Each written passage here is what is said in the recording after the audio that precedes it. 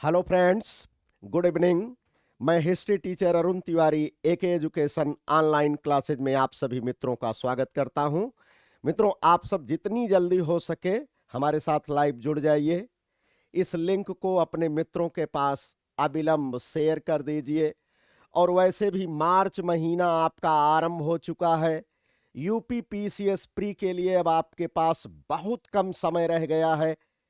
उसी परीक्षा को ध्यान में रखते हुए हम आपके लिए ये सुपर 40 नाम से जो प्रश्नों की श्रृंखला लेकर आ रहे हैं।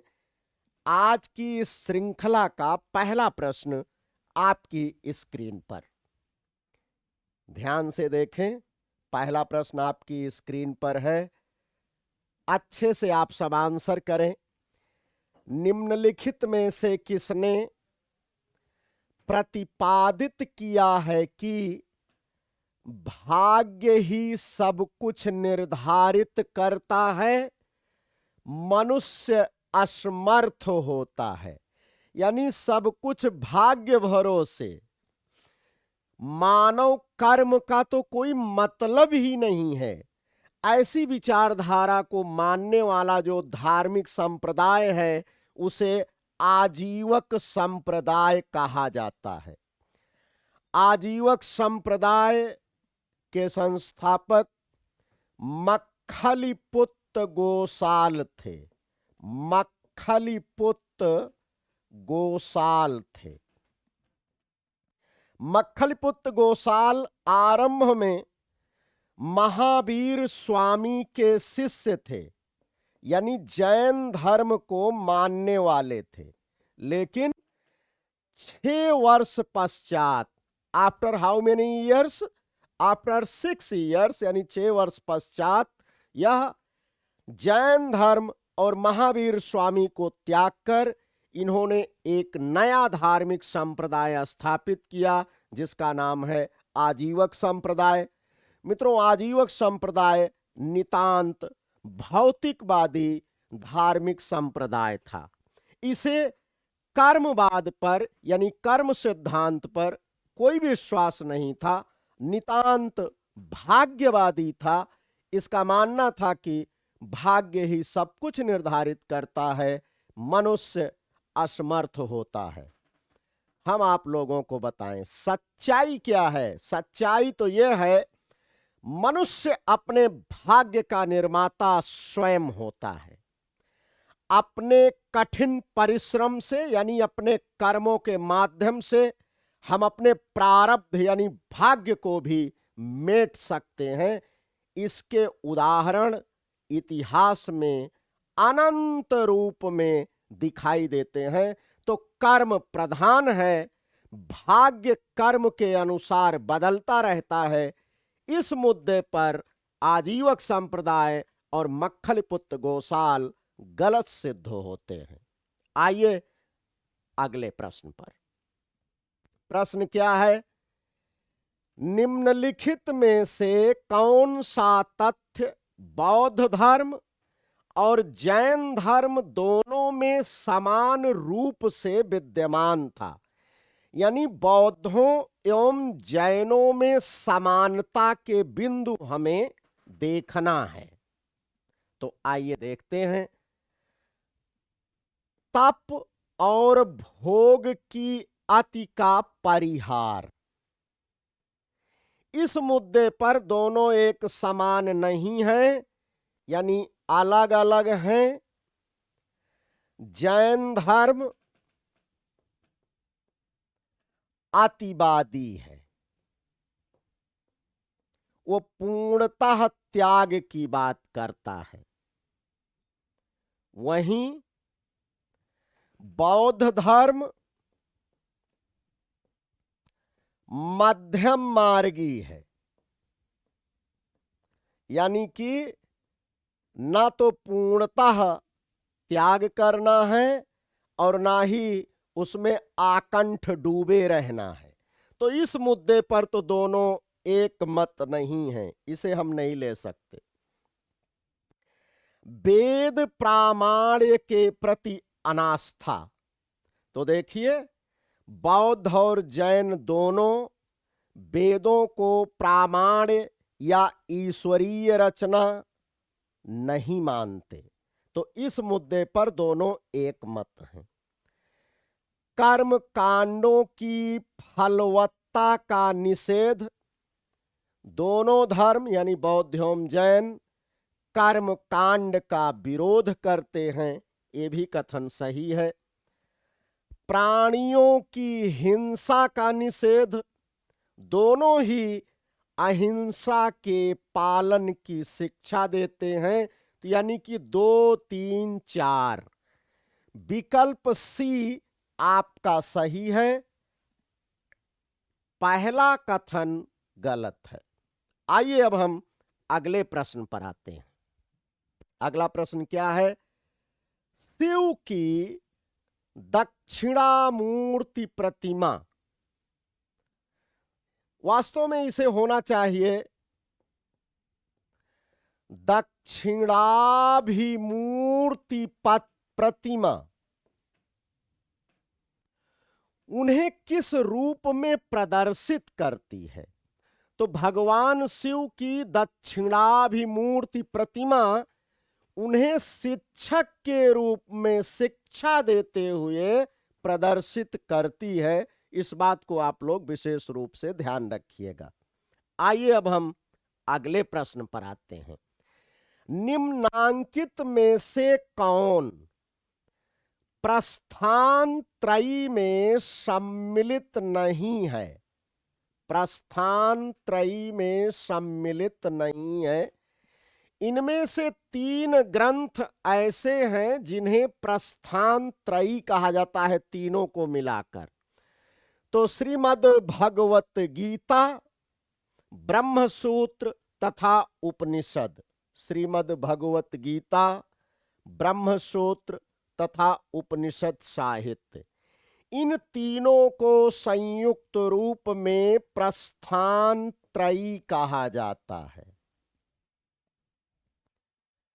भागवत महापुराण प्रस्थान त्रयी में शामिल नहीं है। बड़ा ही महत्वपूर्ण प्रश्न है, आप लोगों को इन प्रश्नों के उत्तर ज्ञात होने चाहिए। आइए अब हम अगले प्रश्न पर आते हैं। अगला प्रश्न है, प्राचीन भारत की विश्वोत्पत्ति विषयक धारणाओं के अनुसार 4 युगों के चक्र का क्रम इस प्रकार है। अपने यहां कहा जाता है सनातन धर्म में ना कि 4 युग। कौन कौन? कृत युग, कृत यानी कि सतयुग, उसके बाद त्रेता, फिर द्वापर और फिर कलयुग। तो सतयुग को कृत युग भी कहा जाता है, त्रेता, द्वापर, कलि, ये 4 युग के रूप में सनातन परंपरा में इस पूरे पृथ्वी के कालखंड को विभाजित किया गया है। आइए अब हम अगले प्रश्न पर आते हैं। प्रश्न क्या है? भारत में आस्तिक और नास्तिक संप्रदायों में कौन सा विभेदक लक्षण है? आस्तिक और नास्तिक। आस्तिक किसे कहा जाता है, नास्तिक किसे कहा जाता है? आप लोग इस प्रश्न के उत्तर पर भ्रमित रहते हैं। तो देखिए, आस्तिक उसे कहा जाता है, आस्तिक जिसका मानना है कि वेद यानी वेद साहित्य, वेदों की कुल संख्या 4 है ना। वेदों के संकलनकर्ता कौन थे? महर्षि कृष्ण द्वैपायन वेद व्यास। जिस धार्मिक संप्रदाय का मानना है या जिनका मानना है कि वेद अपौरुषेय हैं, ईश्वरीय कृति हैं, प्रामाण्य हैं, उनको तो आस्तिक कहा जाता है। और जो ये मानते हैं, नास्तिक किसे कहते हैं? जो ये मानते हैं कि वेद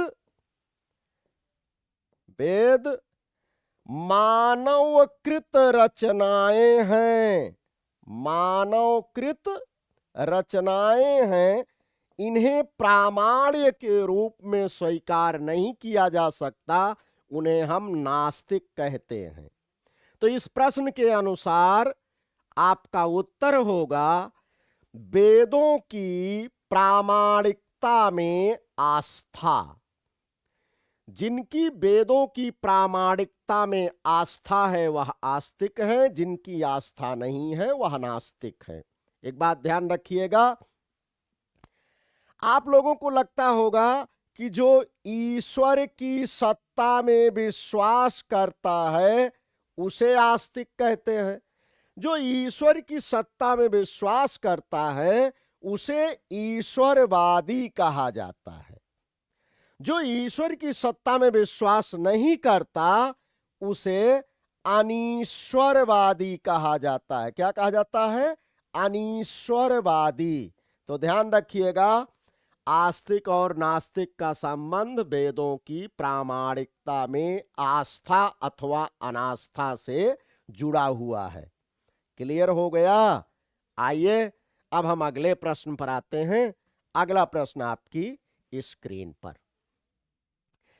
16 महाजनपदों का उल्लेख है। 16 महाजनपद। देखो एक बात हम आपको बताते हैं, जनपद महाजनपद ये सब है क्या? भारत में जब राजनीति की शुरुआत होती है, राजनीतिक व्यवस्था, तो भैया देखो सबसे पहले हमारा है ऋग्वैदिक काल। कौन सा काल है? ऋग्वैदिक काल। ठीक है, तो ऋग्वैदिक काल में राजनीतिक व्यवस्था की सबसे बड़ी इकाई जन कहलाती थी। उसके बाद हमारा आता है उत्तर वैदिक काल।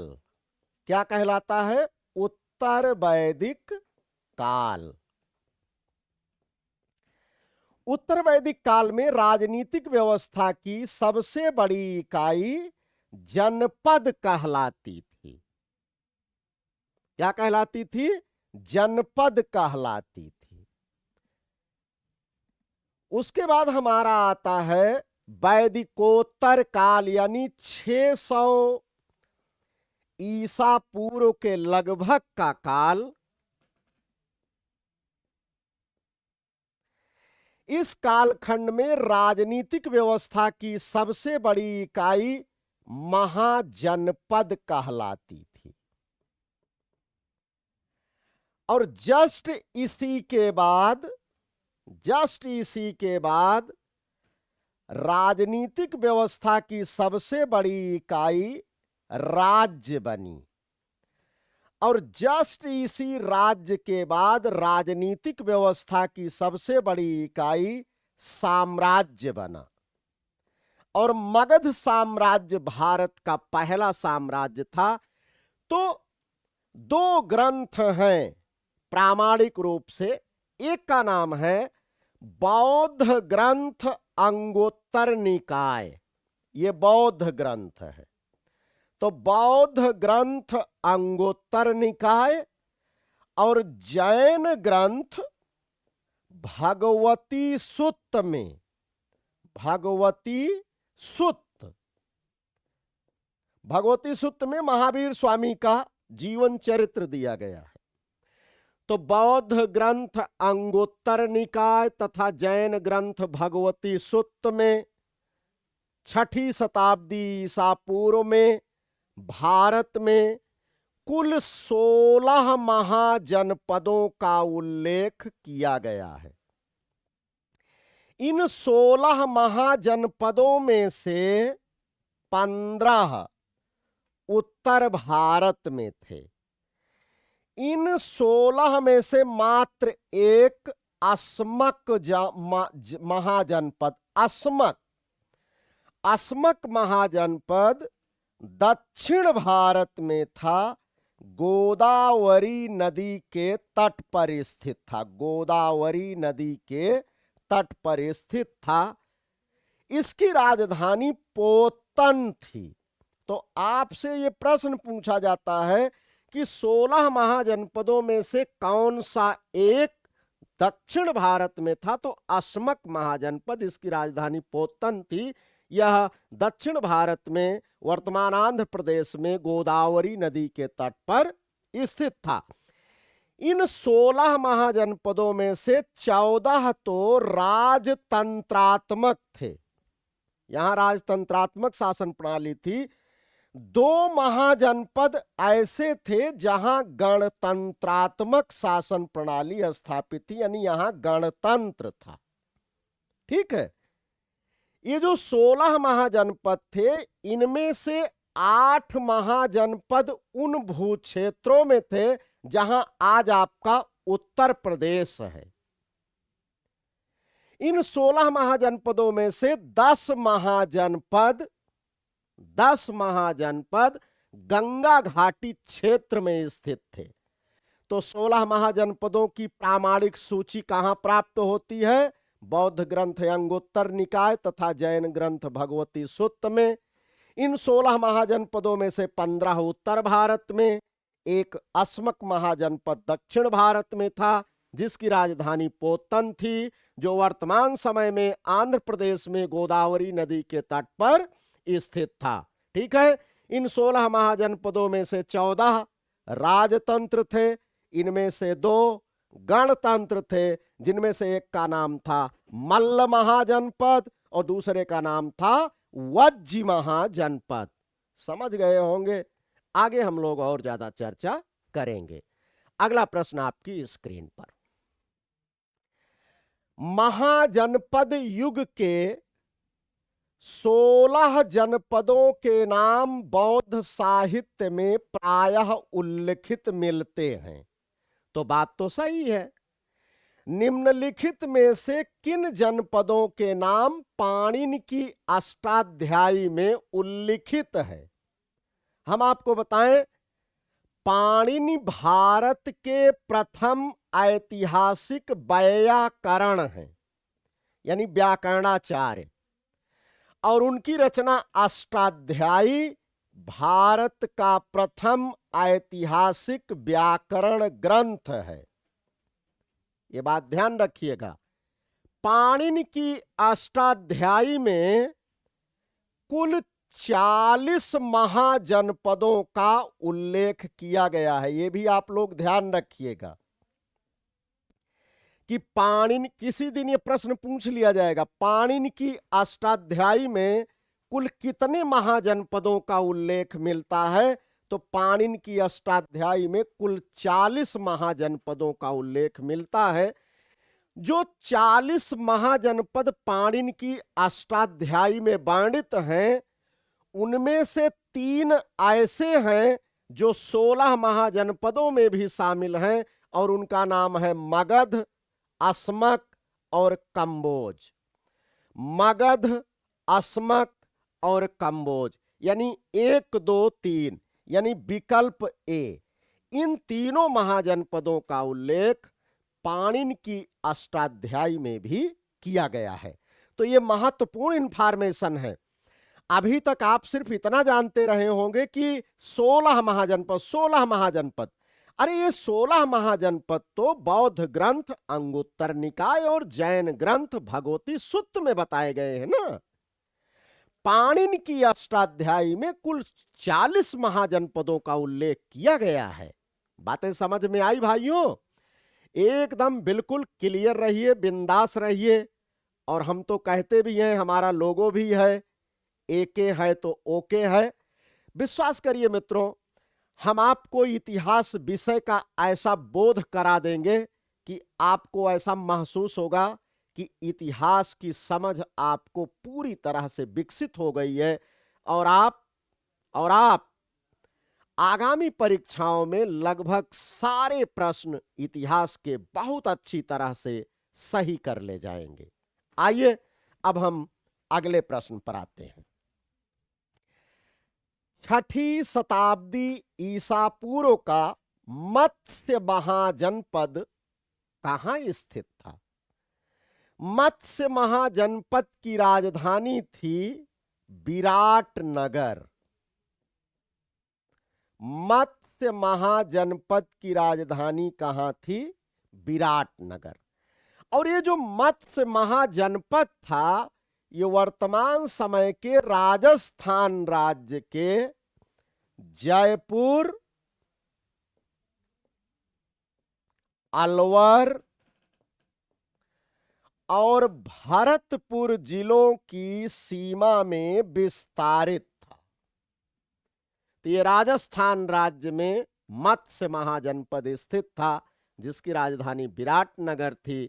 यह राज्य, यह महाजनपद जयपुर, अलवर, भरतपुर जिलों में विस्तारित था। आइए अब हम अगले प्रश्न पर आते हैं। चुनारगढ़ में जिनकी अनूप वेदिका है वो है राजा भर्तृहरि। कल हमने आपको इस प्रश्न को बताया था।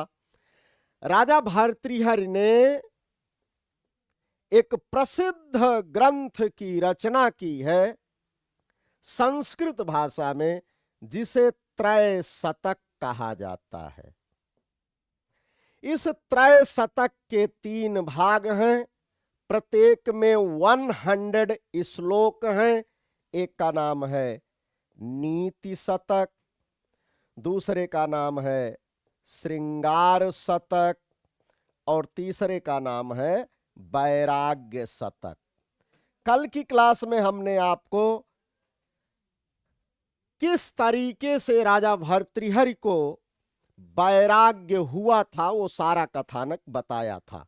आइए अब हम आज की इस क्लास के अगले प्रश्न पर आते हैं।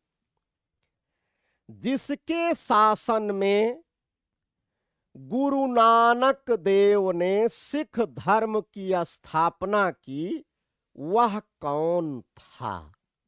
ठीक है, तो भैया देखो, सिख धर्म के संस्थापक गुरु नानक देव थे।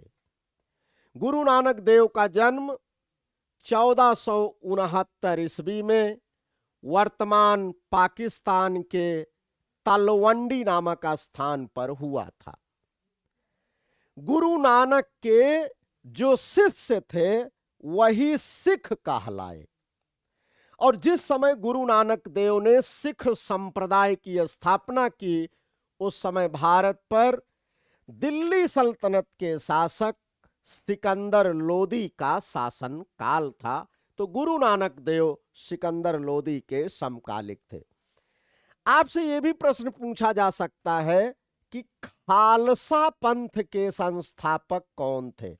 खालसा पंथ, तो खालसा पंथ के संस्थापक गुरु गोविंद थे। गुरु गोविंद थे। गुरु गोविंद सिखों के अंतिम यानी 10वें गुरु थे। कौन से? 10वें गुरु थे। इन्हें खालसा पंथ का संस्थापक कहा जाता है। आइए अब हम अगले प्रश्न पर आते हैं। प्रश्न क्या है?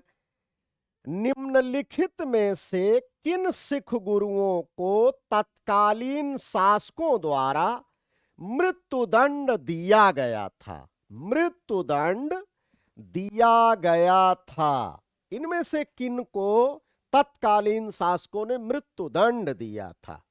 तो देखिए, 2 सिख गुरु ऐसे हैं जिन्हें तत्कालीन मुगल बादशाहों ने मृत्युदंड दिया था। तो सिखों के 5वें गुरु गुरु अर्जुन देव थे। क्या नाम था? गुरु अर्जुन देव। ठीक, गुरु अर्जुन देव के कार्यकाल में बादशाह जहांगीर थे। कौन थे? बादशाह जहांगीर थे। बादशाह जहांगीर के पुत्र शाहजादा खुसरो थे। शाहजादा खुसरो थे। तो शाहजादा खुसरो विद्रोह कर दिया। विद्रोह कर दिया कब? 1506 ईस्वी में। और यह विद्रोही खुसरो जाकर गुरु अर्जुन देव से मिला, उन्हें प्रणाम किया, थोड़ा सा कुछ सहायता मांगी। जब प्रणाम किया तो गुरु ने उसे आशीर्वाद दिया। उसके सैनिकों आदि को थोड़ा सा खान पान की व्यवस्था दी। उसके पास कुछ नहीं था तो थोड़ा सा धन भी दे दिया। ठीक है, तो बादशाह जहांगीर ने इस कृत्य को क्या माना? बादशाह के खिलाफ विद्रोह को समर्थन। बादशाह जहांगीर ने सिख गुरु अर्जुन देव पर 2 लाख रुपए का जुर्माना लगाया। 2 लाख रुपए का जुर्माना लगाया था। सिख गुरु अर्जुन देव ने यह जुर्माना की राशि अदा करने से इनकार कर दिया। इसलिए जहांगीर ने गुरु अर्जुन देव को फांसी दे दिया। ठीक है, अब आगे सिखों के 9वें गुरु गुरु तेग बहादुर थे। गुरु तेग बहादुर मुगल बादशाह औरंगजेब के समकालिक थे। औरंगजेब के समकालिक थे। गुरु तेग बहादुर को हिंद की चादर कहा जाता है, धर्म की चादर कहा जाता है, हिंदुत्व की चादर कहा जाता है। तो गुरु तेग बहादुर को औरंगजेब ने इस्लाम धर्म स्वीकार करने को कहा और गुरु ने इस्लाम धर्म स्वीकार करने से इनकार कर दिया। इसलिए औरंगजेब ने उनको भी मृत्युदंड दिया। तो इस तरीके से 2 और 4 यानी पहला विकल्प ये आपका उत्तर होगा। आइए अब आप लोग अगले प्रश्न का उत्तर कीजिए। अगला प्रश्न आपकी स्क्रीन पर है।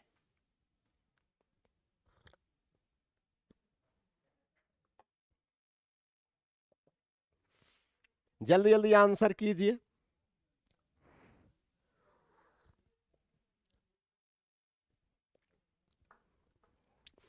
जस्ट अभी हमने आप लोगों को इस प्रश्न की व्याख्या दिया था। प्रश्न क्या है? जिस सिख गुरु ने विद्रोही राजकुमार खुसरो की सहायता धन एवं आशीर्वाद से की थी, भाई वो कौन थे? तो गुरु अर्जुन देव थे। तो बिल्कुल इस प्रश्न का उत्तर तो आपको मिल ही गया। आइए अब हम अगले प्रश्न पर आते हैं। निम्नलिखित में से किस सिख गुरु ने गुरुमुखी प्रारंभ की? गुरुमुखी एक लिपि है। गुरुमुखी एक लिपि है। ठीक है, इस गुरुमुखी लिपि का आविष्कार सिखों के दूसरे गुरु गुरु अंगद ने किया था। किसने किया था? गुरु अंगद ने किया था। गुरु अंगद का मूल नाम लाहना, कहीं कहीं इन्हें लेहना भी लिखा रहता है, तो इनका मूल नाम लाहना या लेहना था। इन्होंने ही लेखन की गुरुमुखी लिपि का आविष्कार किया था। तो इस प्रश्न का उत्तर आप समझ गए होंगे। अगला प्रश्न आपकी स्क्रीन पर, जल्दी जल्दी इस प्रश्न का उत्तर कीजिए। चलिए, बंदा बहादुर, बंदा बहादुर का मूल नाम क्या था? है ना, आप लोगों को थोड़ा सा बताऊं। सिखों के अंतिम गुरु यानी गुरु गोविंद सिंह की मृत्यु के पश्चात अगर सिखों का नेतृत्व किसी ने किया तो वो थे बंदा बहादुर। बंदा बहादुर प्रथम सिख सेनापति हैं जिन्होंने प्रथम सिख राज्य की नींव डाली। ठीक है, बंदा बहादुर को सच्चा बादशाह भी कहा जाता है। सच्चा बादशाह भी कहा जाता है। बंदा बहादुर का मुख्य नाम लक्ष्मण देव या लक्ष्मण देव था। लक्ष्मण देव था। तो बातें आपके समझ में आ गई होंगी। ठीक है, आइए अब हम अगले प्रश्न पर आते हैं। अगला प्रश्न आपकी स्क्रीन पर। आदि ग्रंथ अथवा गुरु ग्रंथ साहिब का संकलन निम्नलिखित में से किसने किया था? देखो भैया, आदि ग्रंथ या गुरु ग्रंथ साहिब सिखों का मूल धर्म ग्रंथ है, मूल धर्म ग्रंथ है। ठीक है। इसका संकलन पांचवें गुरु गुरु अर्जुन देव ने करवाया था और उस समय इसमें गुरु नानक से लेकर इनके समय तक के गुरुओं की शिक्षाओं उपदेशों को संकलित किया गया था। इस गुरु ग्रंथ साहिब को अंतिम रूप से गुरु गोविंद सिंह ने संकलित करवाया था और वही गुरु गोविंद सिंह द्वारा संकलित करवाया गया गुरु ग्रंथ साहिब आज भी स्वीकृत है, मान्य है, क्योंकि गुरु अर्जुन देव ने जिस गुरु ग्रंथ साहिब का संकलन करवाया था वो तो गुरु गोविंद सिंह के काल में एक युद्ध के दौरान कहीं गुम हो गया था, लेकिन पहला संकलन तो गुरु अर्जुन देव ने ही करवाया था। वर्तमान समय में गुरु ग्रंथ साहिब की जो प्रति मौजूद है उसका संकलन सिखों के अंतिम गुरु गुरु गोविंद सिंह ने करवाया था। आइए अब हम अगले प्रश्न पर आते हैं। सिख गुरुओं से संबंधित निम्नलिखित कथनों पर विचार कीजिए। सिख गुरुओं से संबंधित निम्नलिखित कथनों पर विचार कीजिए। पहला क्या है? बंदा बहादुर को गुरु तेग बहादुर ने सिखों का सैन्य प्रमुख नियुक्त किया, ऐसा कुछ नहीं है, ये कथन गलत है। गुरु अर्जुन देव सिखों के गुरु गुरु रामदास के पश्चात बने, बिल्कुल बात सही है। देखो, सिखों के पहले गुरु नानक, सिखों के दूसरे गुरु अंगद, सिखों के तीसरे गुरु अमरदास,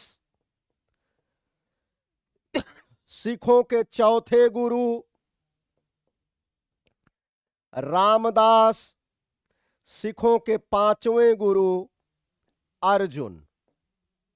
तो आइए थोड़ा सा देखें। तो गुरु अर्जुन देव रामदास के पश्चात गुरु बने, तो ये दूसरा वाला कथन तो सही है। गुरु अर्जुन देव ने सिखों को अपनी लिपि गुरुमुखी दी, ये तो कथन गलत है, क्योंकि जस्ट अभी हमने आपको बताया था कि गुरुमुखी लिपि का आविष्कार तो गुरु अंगद ने किया था। ये जो दूसरे गुरु थे, यानी इसमें केवल दूसरा कथन यानी विकल्प ए आपका सत्य है, बाकी सब असत्य है। आइए अब हम अगले प्रश्न पर आते हैं। भक्ति संत नामदेव, भक्ति संत नामदेव के बारे में कौन सा कथन सत्य है? जल्दी जल्दी आप सब इस प्रश्न का उत्तर करें।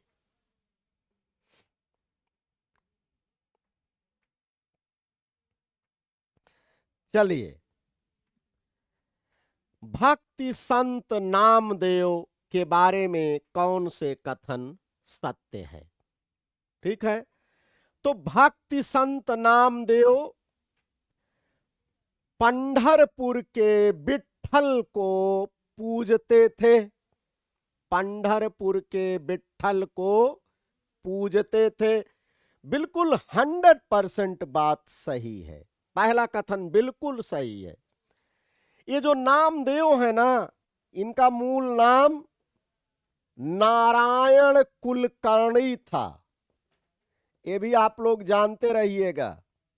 नारायण कुलकर्णी था, ये इनका मूल नाम है। तो कभी कभी ये भी प्रश्न आपसे पूछा जा सकता है कि प्रसिद्ध मराठी भक्ति संत नामदेव का मूल नाम क्या था? तो नारायण कुलकर्णी था। वह पंढरपुर के विट्ठल को पूजते थे। विट्ठल मीन्स भगवान कृष्ण। पहला कथन सही है। वह गुजरात से थे, ये गलत है भाई, वो महाराष्ट्र से थे, यानी कि मराठी थे। तो दूसरा तो गलत है। वह दर्जी के पुत्र थे, बिल्कुल बात सही है, वो तो दर्जी के पुत्र थे ही। उन्होंने कई अभंग लिखे, उन्होंने जो भक्ति पर ग्रंथ लिखे हैं उन्हें अभंग कहा जाता है, ये भी कथन सही है। यानी 1 3 4, 1 3 4 मीन्स विकल्प सी, ये आपका सही उत्तर है। समझ में आ गया होगा। आइए अब हम अगले प्रश्न पर आते हैं। अगला प्रश्न क्या है? संत रामदास को किसके शासन काल से संबंधित किया जाता है? संत रामदास को इन प्रश्नों के अनुसार यदि हम देखें तो औरंगजेब के शासन काल से संबंधित किया जाता है। देखिए, जो संत रामदास थे ये भैया शिवाजी के गुरु थे। किसके? शिवाजी के गुरु थे। ठीक है। इन्हीं की प्रेरणा से शिवाजी में स्वराज्य की स्थापना का भाव जागृत हुआ था।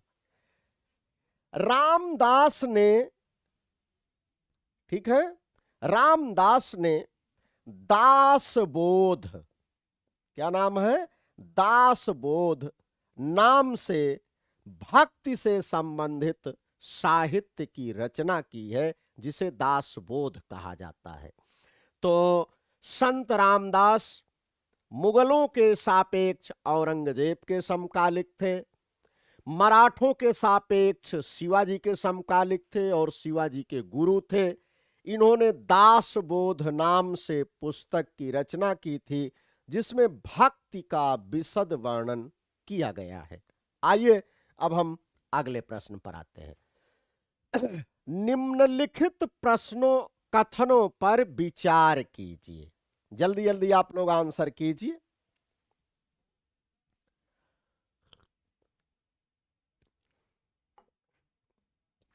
चलिए, प्रश्न क्या है?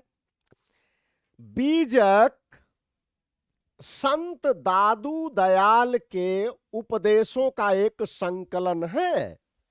गलत है। बीजक कबीरदास के उपदेशों का संकलन है। इसके 3 भाग हैं, साखी, शबद और रामायणी। तो पहला तो कथन गलत है।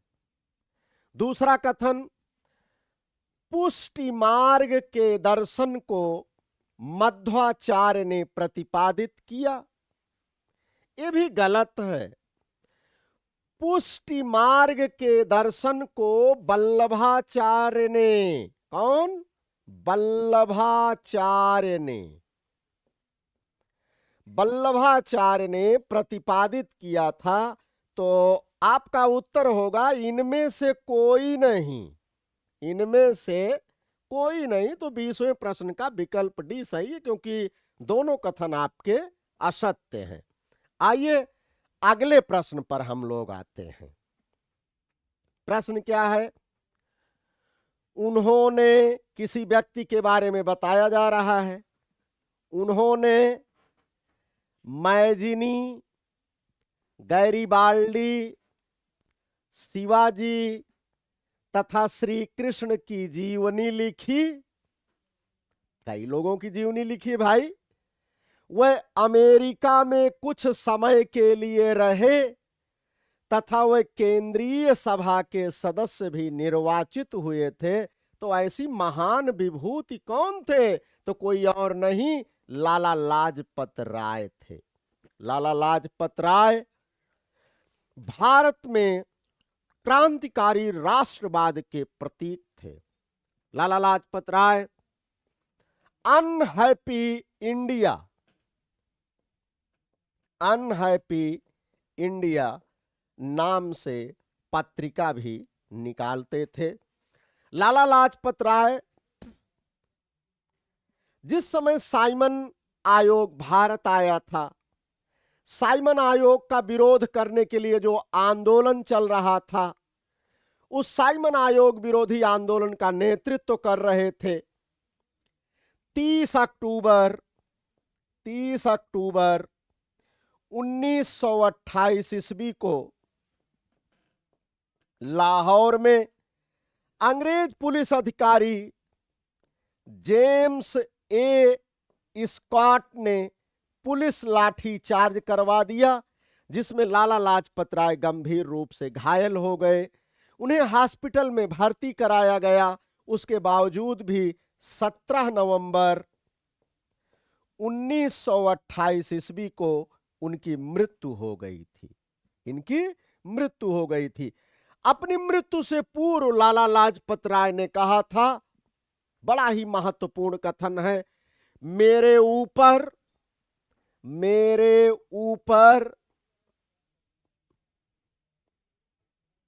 लाठियों के ये जो प्रहार किए गए हैं, वह एक दिन ब्रिटिश साम्राज्य के ताबूत की अंतिम कील सिद्ध होंगे। तो ये लाला लाजपत राय का प्रसिद्ध कथन है।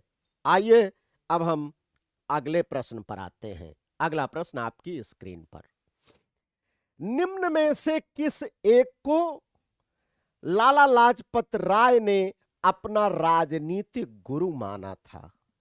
तो लाला लाजपत राय इटली के प्रसिद्ध क्रांतिकारी नेता, इटली के प्रसिद्ध क्रांतिकारी नेता, इटली का एकीकरण करवाने में महत्वपूर्ण भूमिका निभाने वाले नेता मैज़नी को अपना राजनीतिक गुरु मानते थे। तो लाला लाजपत राय किसे अपना राजनीतिक गुरु मानते थे? तो इटली के एकीकरण में महत्वपूर्ण भूमिका निभाने वाले मैज़नी को अपना राजनीतिक गुरु मानते थे। आइए अगले प्रश्न पर, कर्जन वाइली की हत्या के आरोप में किसे मृत्युदंड दिया गया? कर्जन वाइली की हत्या 1 जुलाई 1909 ईस्वी को लंदन में मदनलाल ढींगरा ने किया था। और मदनलाल ढींगरा को कर्जन वाइली की हत्या के जुर्म में फांसी की सजा दी गई थी। कर्जन वाइली भारत सचिव के राजनीतिक सलाहकार थे। भारत सचिव के मुख्य राजनीतिक सलाहकार थे। मुख्य राजनीतिक सलाहकार थे। तो कर्जन वाइली की हत्या किसने किया? मदनलाल ढींगरा ने किया था। कब किया था? 1 जुलाई 1909 ईस्वी को लंदन में उन्हें इस हत्या के जुर्म में फांसी की सजा हुई थी। कर्जन वाइली कौन थे? भारत सचिव के मुख्य राजनीतिक सलाहकार थे। आइए अब हम अगले प्रश्न पर आते हैं। लंदन में इंडियन होम रूल सोसाइटी का प्रारंभ किया किसने? लंदन में इंडियन होम रूल सोसाइटी की स्थापना श्यामजी कृष्ण वर्मा ने 1905 ईस्वी में किया था। यह एक क्रांतिकारी संगठन था। इन्होंने इंडियन होम रूल सोसाइटी के साथ साथ इंडिया इंडिया हाउस की भी स्थापना किया था, जिसमें शिक्षा ग्रहण करने लंदन जाने वाले भारतीय नवयुवकों को रहने के लिए स्थान श्यामजी कृष्ण वर्मा प्रदान करते थे। इसी इंडिया हाउस में रहने वाले थे वह मदन लाल ढींगरा, जिन्होंने करजन वायली की गोली मारकर हत्या किया था। Shyamji Krishna Verma the Indian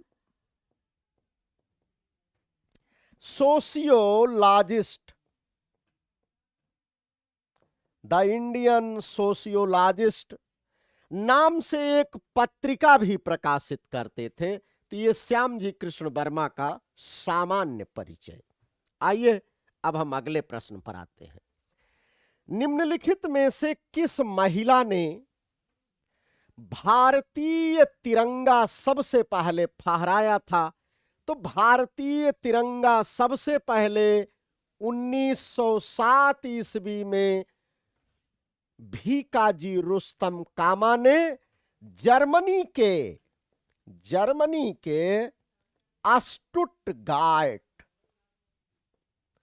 Stuttgart शहर में फहराया था। ठीक है, ये जो हमारा तिरंगा था ये लाल, हरा और पीले रंग का था। लाल, हरा और पीले रंग का था। लाल, पीला और हरा, इस तीन रंग का था। और भैया ये जो पीला रंग था इस पर वंदे मातरम लिखा था। क्या लिखा था? वंदे मातरम लिखा था। इसके लाल वाली पट्टी पर एक तरफ चांद तो दूसरी तरफ सूर्य अंकित थे। इसके हरे यानी ग्रीन वाली पट्टी पर कमल का फूल, 8 कमल के फूल बने थे। और वो कमल के फूल इस बात के प्रतीक थे क्योंकि उस समय ब्रिटिश भारतीय प्रांत 8 प्रांत में विभाजित था। अंग्रेजों ने भारत के जिन भूक्षेत्रों पर अधिकार किया था वो 8 प्रांतों में विभाजित थे। तो इनके द्वारा स्थापित पहली बार फहराया गया ये राष्ट्रीय झंडा ऐसे ही था। ऊपर 8 कमल के फूल बने थे, नीचे एक तरफ चांद तो दूसरी तरफ सूर्य बने हुए थे। बीच में वंदे मातरम लिखा गया था। ये 3 रंग में था। हरा रंग सबसे ऊपर था, पीला रंग बीच में था, लाल रंग सबसे नीचे था। तो इस तरीके से, और ये पहली बार तिरंगा झंडा श्रीमती मैडम भीकाजी कामा ने फहराया था। इन्हें भारतीय क्रांति की माता भी कहा जाता है। इन्हें भारतीय क्रांति की माता कहा जाता है। भारतीय क्रांति की माता कहा जाता है। यह वंदे मातरम नाम से एक पत्रिका भी प्रकाशित करती थी। यह तलवार नाम से भी एक पत्रिका प्रकाशित करती थी। तलवार नाम से भी पत्रिका प्रकाशित करती थी। आइए अब हम लोग अगले प्रश्न पर आते हैं। प्रश्न है, मैडम भीकाजी कामा से संबंधित निम्नलिखित कथनों पर विचार कीजिए। मैडम भीकाजी रुस्तम कामा ने वर्ष 1907 में पेरिस में आयोजित अंतरराष्ट्रीय सोशलिस्ट सम्मेलन में राष्ट्रीय ध्वज फहराया। आधा सही है, आधा गलत। मैडम भीकाजी कामा ने जब पहली बार द्वितीय सोशलिस्ट अंतरराष्ट्रीय सम्मेलन में राष्ट्रीय ध्वज फहराया था 1907 में, तो पेरिस में नहीं, वो स्टुटगार्ट में, जर्मनी के स्टुटगार्ट शहर में आयोजित हुई थी। तो ये पहला गलत है गुरु।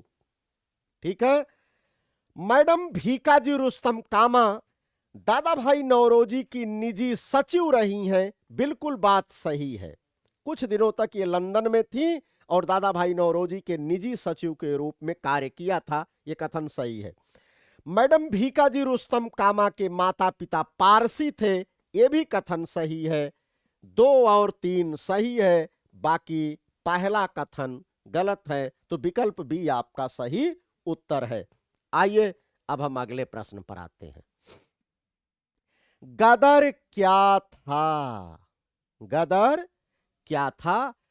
भारतीयों का एक क्रांतिकारी संघ था, ठीक तो है, जिसका प्रधान कार्यालय सैन फ्रांसिस्को में था। बिल्कुल बात सही है। गदर पार्टी, गदर पार्टी की स्थापना 1 नवंबर 1913 ईस्वी को अमेरिका के सैन फ्रांसिस्को में लाला हरदयाल ने किया था। कौन? लाला हरदयाल ने किया था। किसने? लाला हरदयाल ने। लाला हरदयाल ने अपने इस गदर पार्टी की विचारधारा को जन जन तक पहुंचाने के लिए गदर नामक समाचार पत्र भी प्रकाशित किया था। यह गदर नामक समाचार पत्र का पहला अंक उर्दू भाषा में प्रकाशित किया गया था। यह गदर नामक समाचार पत्र का जो मेन पेज होता था, उस पर एक हेडिंग लिखी होती थी, ब्रिटिश कुशासन का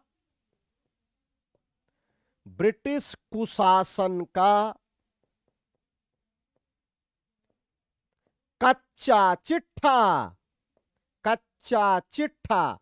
वास्तव में ये 14 सूत्रीय कच्चा चिट्ठा होता था, जो ये बताता था कि किस तरीके से ब्रिटिश शासन के कारण भारत में कुशासन व्याप्त है।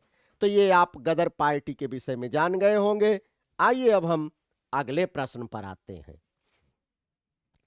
निम्नलिखित स्वतंत्रता सेनानियों पर विचार कीजिए। तो करो विचार भैया।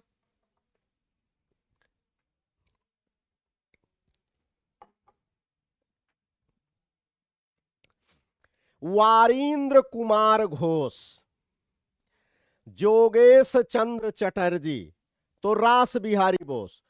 उपर्युक्त में से कौन गदर पार्टी के साथ सक्रिय रूप से जुड़ा था? तो देखो, एक बात बताऊं आपको, ये तो दोनों यहीं भारत में रहे, इनका तो अमेरिका से कोई लगाव था ही नहीं। बस यही जो रास बिहारी बोस थे, ये जापान चले गए थे ताकि ब्रिटिश सरकार इन्हें गिरफ्तार ना कर सके, तो ये जापान चले गए थे। कुछ दिनों तक पंजाब में भी थे। तो ये सक्रिय रूप से गदर पार्टी के साथ जुड़े हुए थे। तो इसमें केवल विकल्प 2, केवल 3, ये तो उल्टा हो गया। हाँ, तो ये विकल्प डी आपका, यानी केवल 3, यही रास बिहारी बोस ही सही है, बाकी सब गलत है। आइए अब हम अगले प्रश्न पर आते हैं। निम्नलिखित में से कौन कामागाटा मारू घटना से संबंधित था? तो सबसे पहले तो जान लीजिए कि कामागाटा मारू घटना है क्या। तो देखो, कामागाटा मारू घटना तो 1914 में कनाडा में हुई थी। कहां? कनाडा में हुई थी। कामागाटा मारू नामक एक पानी का जहाज था। पानी का जहाज था। दरअसल ये जो कामागाटा मारू घटना है, ये भारतीयों के कनाडा में प्रवेश करने के विवाद से जुड़ा हुआ है।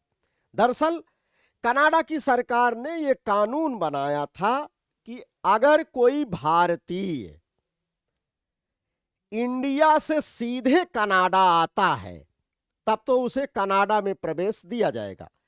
लेकिन अगर वो इंडिया से चले, एशिया और यूरोप के किसी देश में स्टे करे उसके बाद अगर वो कनाडा आता है तो ऐसे भारतीयों को कनाडा की भूमि में प्रवेश नहीं दिया जाएगा। और सबसे बड़ी बात, उस समय कोई ऐसा मार्ग ही नहीं था, कोई ऐसा रास्ता ही नहीं था कि इंडिया से डायरेक्ट कनाडा पहुंचा जा सकता। अब इसी बीच हुआ यूं, कनाडा की सर्वोच्च अदालत ने कुछ भारतीयों को जो सीधे इंडिया से कनाडा नहीं गए थे, उन्हें कनाडा में प्रवेश करने की अनुमति दे दी। तो इस घटना से उत्साहित सिंगापुर में रहने वाले भारतीय मूल के व्यापारी बाबा गुरदीत सिंह ने हांगकांग में कामागाटा मारू नामक एक पानी का जहाज किराए पर लिया और उस पर 376 लोगों को बैठाकर कनाडा के लिए चल पड़े। और जब इनका ये जहाज कनाडा की जल सीमा में प्रवेश किया तो कनाडा की जल पुलिस ने इस कामागाटा मारू जहाज को पुनः वापस लौटा दिया। और ये जहाज जब कलकत्ता बंदरगाह पर पहुंचा तो यात्रियों और पुलिस के बीच झड़प हुई, गोलीकांड हुआ जिसमें कई यात्री मारे गए। इस पूरे घटनाक्रम को कामागाटा मारू घटना के नाम से जाना जाता है। आइए अब हम अगले प्रश्न पर आते हैं। प्रश्न है, कांग्रेस के वर्ष 1916 के लखनऊ अधिवेशन में कौन सा मुख्य दूरगामी परिणाम वाला निर्णय लिया गया था? तो चलिए हम लोग देखते हैं। देखो भैया, भारतीय राष्ट्रीय कांग्रेस का 1916 ईस्वी का वार्षिक अधिवेशन लखनऊ में अंबिका चरण मजूमदार की अध्यक्षता में हुआ था।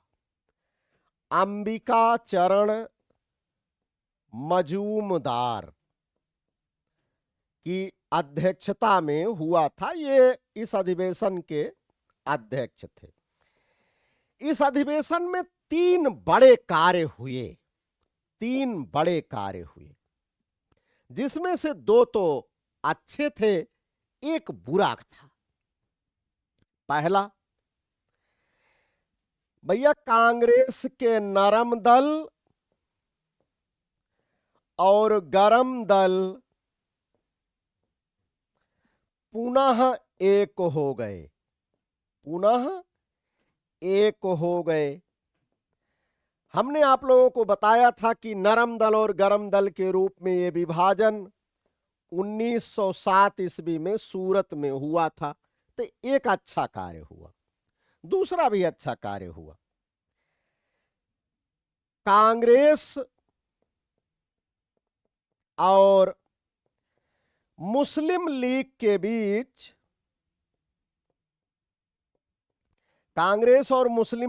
बीच एक समझौता हुआ जिसे कांग्रेस लीग समझौता कहा जाता है। कांग्रेस लीग समझौता।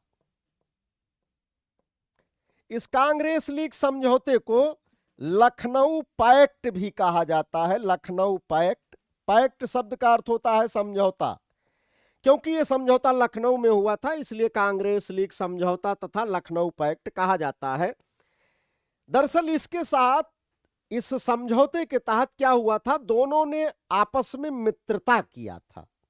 यह निर्णय लिया था कि हम दोनों एक कॉमन मिनिमम प्रोग्राम बनाएंगे और उन्हीं लक्ष्यों को प्राप्त करने के लिए दोनों लोग मिलकर, यानी दोनों राजनीतिक दल मिलकर अंग्रेजों के खिलाफ राष्ट्रीय आंदोलन को आगे बढ़ाएंगे।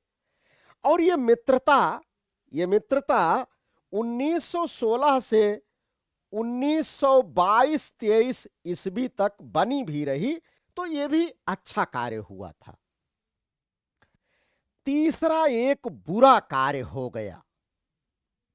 दरअसल इस कांग्रेस लीग समझौते के तहत भारतीय राष्ट्रीय कांग्रेस ने मुसलमानों के लिए स्थापित पृथक निर्वाचक मंडल पृथक निर्वाचक मंडल व्यवस्था को स्वीकार कर लिया और पृथक निर्वाचक मंडल की शुरुआत, इसकी स्थापना अंग्रेजों द्वारा मार्ले मिंटो सुधार अधिनियम 1909 के तहत की गई थी। इसका मुख्य उद्देश्य था हिंदू मुस्लिम एकता को खंडित करना, डिवाइड एंड रूल पॉलिसी को लागू करना।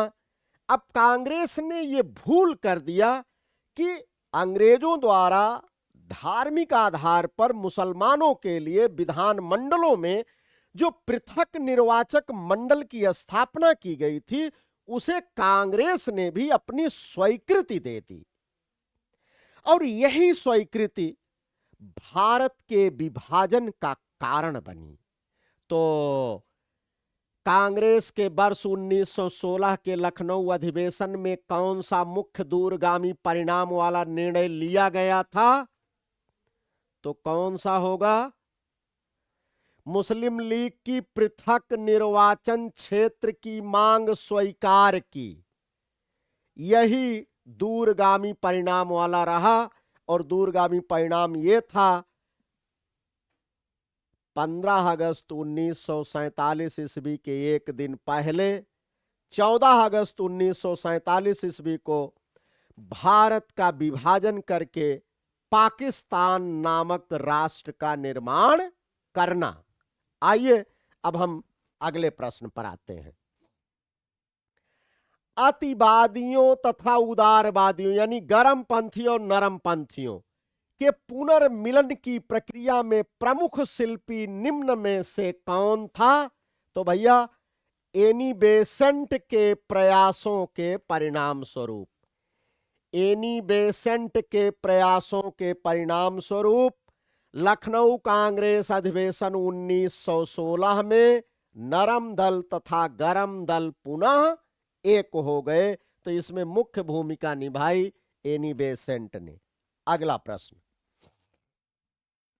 वर्ष 1916 में मुस्लिम लीग और कांग्रेस के मध्य किसने समझौता कराया? तो मुस्लिम लीग और कांग्रेस के मध्य समझौता कराने में सबसे महत्वपूर्ण योगदान बाल गंगाधर तिलक ने निभाया था। बाल गंगाधर तिलक का ही यह प्रयास था कि कांग्रेस लीग समझौता हुआ यानी लखनऊ पैक्ट हुआ। इसके पहले के प्रश्न में हमने व्याख्या कर दिया है। आइए अगले प्रश्न पर हम लोग देखें। होम रूल लीग आंदोलन सर्वप्रथम किसने प्रारंभ किया? तो सबसे पहले जान लीजिए, होम रूल लीग आंदोलन 1916 ईस्वी में आरंभ किया गया था। 1916 ईस्वी में आरंभ किया गया था। होम रूल लीग आंदोलन का मुख्य उद्देश्य था संवैधानिक तरीके से, तरीका क्या होगा? संवैधानिक, संवैधानिक तरीके से स्वशासन का अधिकार प्राप्त करना, स्वशासन का अधिकार प्राप्त करना। तो सबसे पहले एनी बेसेंट के दिमाग में यह बात आई, एनी बेसेंट के दिमाग में यह बात आई कि जैसा आयरलैंड के लोगों ने, जैसा आयरलैंड के लोगों ने होम रूल लीग की स्थापना करके, होम रूल लीग आंदोलन चलाकर अंग्रेजों से स्वशासन का अधिकार प्राप्त किया था, उसी तरह हम भारतीयों को भी होम रूल लीग की स्थापना करके होम रूल लीग आंदोलन चलाकर स्वशासन का अधिकार प्राप्त करना चाहिए। तो होम रूल लीग की स्थापना का विचार तो भैया सबसे पहले एनी बेसेंट के दिमाग में आया था, यानी ये विचार तो था एनी बेसेंट का, लेकिन जब हकीकत में जामा पहनाया गया तो सबसे पहले अप्रैल 1916 में, अप्रैल 1916 में बाल गंगाधर तिलक ने होम रूल लीग की स्थापना की। तो सबसे पहले किसने आरंभ किया? तो बाल गंगाधर तिलक ने होम रूल लीग की स्थापना की। बाल गंगाधर तिलक ने जो होम रूल लीग की स्थापना किया था, उसके अध्यक्ष, इसके अध्यक्ष कौन थे? बहुत महत्वपूर्ण नाम है, जोसेफ बैप्टिस्टा। Joseph Baptista. और इसके सचिव थे एन.सी. केलकर। एन.सी. केलकर। ठीक है, तो ये हो गया। अब इनकी स्थापना के 5 माह पश्चात, यानी दूसरे नंबर पर, सितंबर 1916 में मद्रास में एनी बेसेंट ने होम रूल लीग की स्थापना की, जिसका नाम था all India home rule league.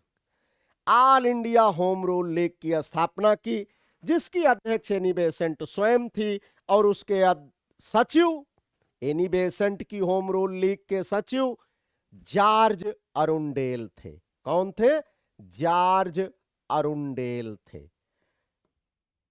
Annie Besant ने जो all India home rule league की स्थापना किया था, उसका मुख्यालय अड्यार को बनाया गया था। अड्यार को बनाया गया था, ध्यान रखिएगा, मद्रास नहीं, अड्यार को बनाया गया था। ठीक है, एनी बेसेंट ने जो all India home rule league स्थापित किया था, मोतीलाल नेहरू, चितरंजन दास, पंडित जवाहरलाल नेहरू, ये लोग भी, पंडित मदन मोहन मालवीय, ये लोग भी एनी बेसेंट की होम रूल लीग से जुड़े हुए थे। तो इस प्रश्न का उत्तर आप समझ गए होंगे।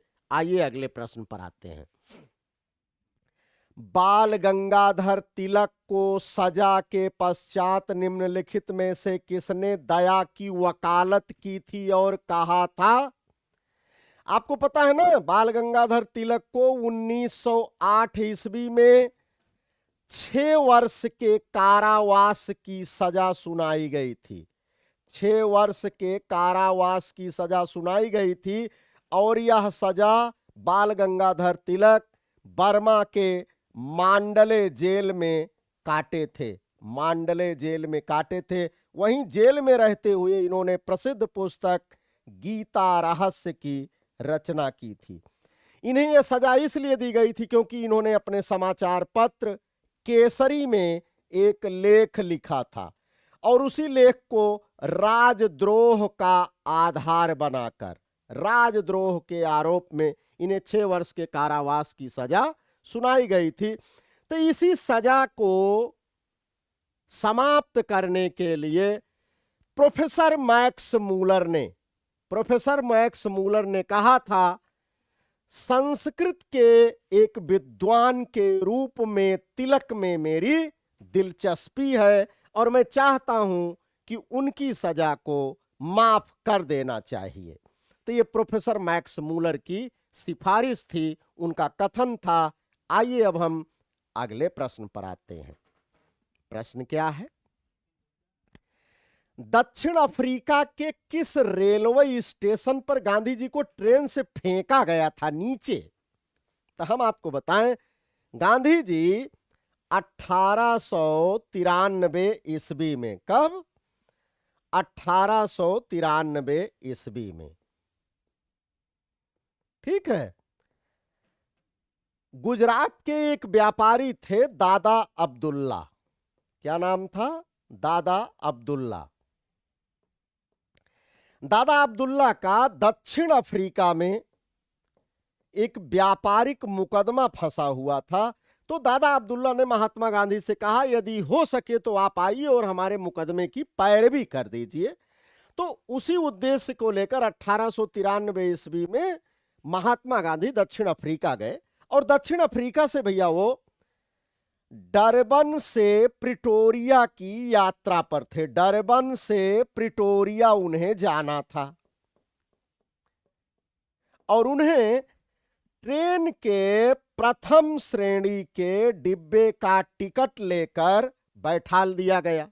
ठीक है, और जब रास्ते में पीटर मारित्सबर्ग रेलवे स्टेशन आया तो एक अंग्रेज, एक गोरा व्यक्ति उस बोगी में सवार हुआ और वो देखते ही भड़क गया कि ट्रेन के प्रथम श्रेणी के डिब्बे में ये काला आदमी, हाँ, मैं तो इस काले आदमी के साथ यात्रा कर ही नहीं सकता, हटाओ इस काले आदमी को।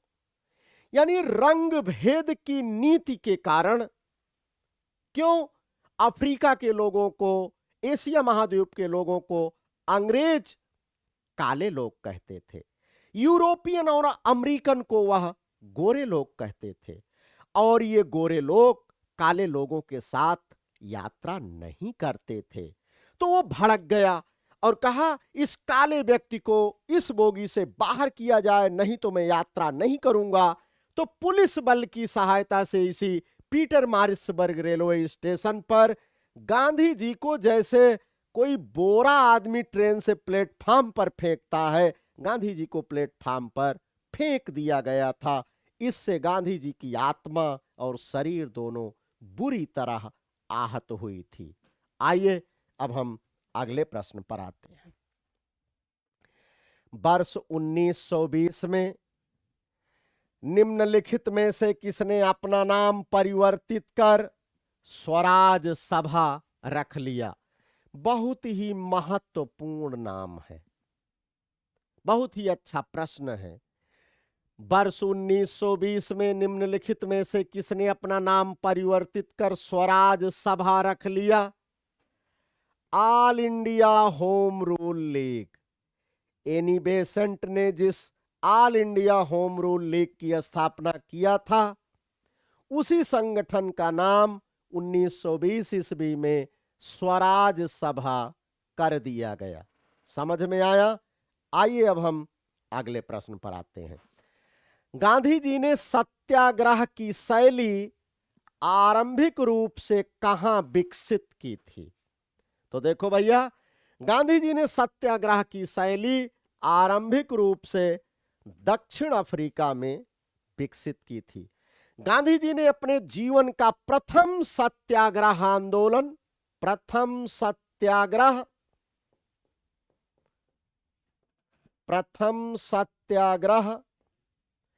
दक्षिण अफ्रीका में 1906 ईस्वी में एशियाई रजिस्ट्रेशन कानून के खिलाफ आरंभ किया था। और गांधी जी के सत्याग्रह का यह परिणाम रहा कि दक्षिण अफ्रीका की सरकार को इस एशियाई रजिस्ट्रेशन कानून को वापस लेना पड़ा था। ठीक है, अब अगर आप भारत में गांधी जी के प्रथम सत्याग्रह आंदोलन की बात करेंगे तो भारत में गांधी जी द्वारा किया गया प्रथम सत्याग्रह आंदोलन 1917 ईस्वी में चंपारण किसान सत्याग्रह आंदोलन था। चंपारण किसान सत्याग्रह आंदोलन था। ठीक है, तो आगे की क्लासेज में हम इस प्रश्न पर आपसे विस्तार से चर्चा करेंगे। आइए अब हम अगले प्रश्न पर आते हैं। निम्नलिखित कथनों में से कौन सा महात्मा गांधी के बारे में सही है? 4 कथन है। उन्होंने अपनी प्रारंभिक शिक्षा राजकोट में प्राप्त की थी, तो बात तो सही है। राजकोट में गांधी जी ने अपनी शिक्षा प्राप्त किया था, तो पहला तो सब में है। कस्तूरबा के साथ उनका विवाह 13 वर्ष की आयु में हुआ था, यह भी बिल्कुल कथन सही है। तो पहला और दूसरा, पहला और दूसरा, पहला और दूसरा सही है। उन्होंने विधि का अध्ययन द इनर टेम्पल लंदन में किया, बिल्कुल बात सही है। 1888 से 91 तक उन्होंने लंदन के इनर टेम्पल से बैरिस्टर की पढ़ाई किया था। बैरिस्टर की पढ़ाई किया था। तो ये तीसरा वाला भी कथन सही है, तो तीसरा भी सही है, तीसरा भी सही है। आइए चौथे पे देखते हैं। वह रस्किन की पुस्तक अनटू दिस लास्ट से सर्वाधिक प्रभावित हुए थे, ये भी कथन सही है, तो ये चौथा भी सही है, तो विकल्प डी है। ये जो अनटू दिस लास्ट नामक पुस्तक है रस्किन की, इसे गांधी जी ने गुजराती भाषा में अनुवाद किया था और उसका नाम रखा था सर्वोदय। क्या नाम रखा था? सर्वोदय। तो गांधी जी की ये जो पुस्तक है सर्वोदय, ये किस भाषा में? गुजराती भाषा में। यह रस्किन की पुस्तक अनटू दिस लास्ट का गुजराती भाषा में किया गया अनुवाद है। समझ में आया? आइए अब हम अगले प्रश्न पर आते हैं। 2 दशक के पश्चात दक्षिण अफ्रीका से वापस आने पर महात्मा गांधी भारत में सर्वप्रथम सार्वजनिक रूप से कहां और कब उपस्थित हुए थे? इस प्रश्न का आप लोग उत्तर कीजिए।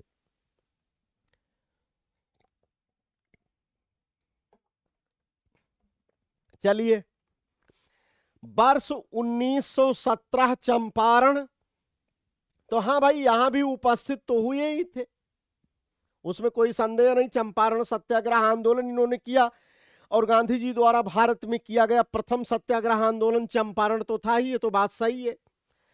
वर्ष 1916 में जो लखनऊ का कांग्रेस का वार्षिक अधिवेशन हुआ था, उसमें भी गांधी जी शामिल हुए थे और चंपारण के किसान नेता राजकुमार शुक्ल वहां जाकर गांधी जी से मुलाकात भी किए थे, तो यहां भी तो ये तो सही है। और ये अधिवेशन दिसंबर 1916 में हुआ था, तो यहां भी शामिल थे। वर्ष 1916 में बनारस हिंदू विश्वविद्यालय, तो 4 फरवरी 1916 ईस्वी को 4 फरवरी 1916 ईस्वी को पंडित मदन मोहन मालवीय की देखरेख में बनारस हिंदू विश्वविद्यालय का उद्घाटन समारोह हुआ था। उसमें भी महात्मा गांधी सार्वजनिक रूप से उपस्थित हुए थे, तो यह भी कथन सही है। वर्ष 1918 में अहमदाबाद में, तो अहमदाबाद मिल मजदूरों के समर्थन में गांधी जी ने आंदोलन किया ही था और उन्होंने जो सत्याग्रह आंदोलन किया था वो भारत में किया गया उनका दूसरा सत्याग्रह आंदोलन था। यहीं अहमदाबाद में ही तो गांधी जी पहली बार अपने अमोघ अस्त्र भूख हड़ताल का प्रयोग किए थे। क्या? भूख हड़ताल का प्रयोग किए थे, यानी अपनी बात मनवाने के लिए भूख हड़ताल पर बैठना, तो सबसे पहली बार तो यहीं अहमदाबाद में किए थे।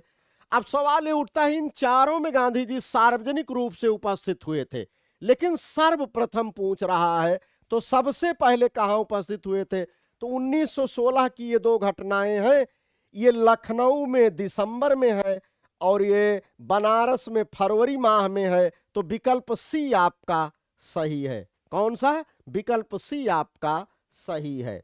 बातें क्लियर हुई? आइए अब हम अगले प्रश्न पर आते हैं। महात्मा गांधी अपना राजनीतिक गुरु किनको मानते थे? भैया देखो, महात्मा गांधी गोपाल कृष्ण गोखले को अपना राजनीतिक गुरु मानते थे। इन्हीं गोपाल कृष्ण गोखले, आप अच्छा इसी समय ये भी जान लीजिए गोपाल कृष्ण गोखले के राजनीतिक गुरु कौन थे? तो गोपाल कृष्ण गोखले के राजनीतिक गुरु थे महादेव गोविंद रानाडे। महादेव गोविंद रानाडे गोपाल कृष्ण गोखले के राजनीतिक गुरु थे और गोपाल कृष्ण गोखले महात्मा गांधी के राजनीतिक गुरु थे। गोपाल कृष्ण गोखले एक और महान विभूति के राजनीतिक गुरु थे जिनका नाम था मुहम्मद अली जिन्ना। नाम तो सुना होगा ना, इतना छोटा नाम तो है नहीं। पाकिस्तान के वो जनक हैं। इन्हें कायदे आजम की उपाधि भी प्राप्त है। तो मुहम्मद अली जिन्ना के भी राजनीतिक गुरु गोपाल कृष्ण गोखले थे। ठीक है। महात्मा गांधी ने गोपाल कृष्ण गोखले के सम्मान में एक पुस्तक की भी रचना की है अपने गुरु के सम्मान में, और उस पुस्तक का नाम है Gokhale my political Guru.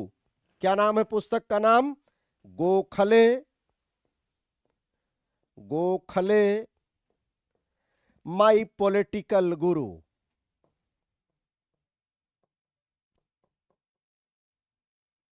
Gokhale my political गुरु, तो ये गांधी जी की पुस्तक भी है, तो ये इनके राजनीतिक गुरु थे। तो ठीक है मित्रों, आज की इस क्लास में इतना ही। ये आज की क्लास का आपका अंतिम प्रश्न था। कल शाम 4 बजे, कल शाम 4 बजे हम मिनी मैराथन नाम से 2 घंटे की लंबी क्लास लेकर आ रहे हैं। हम ये आशा करते हैं कि आप सभी मित्रगण कल की उस क्लास में जरूर मौजूद रहेंगे और अधिकतम लाभ उठाने का प्रयास करेंगे, और हमें एके एजुकेशन परिवार को भी हौसला अफजाई करेंगे। तो मित्रों, इसी के साथ आज की इस क्लास को मैं विराम देता हूं। कल फिर शाम 4 बजे मिलते हैं। तब तक के लिए नमस्कार, thank you and bye bye.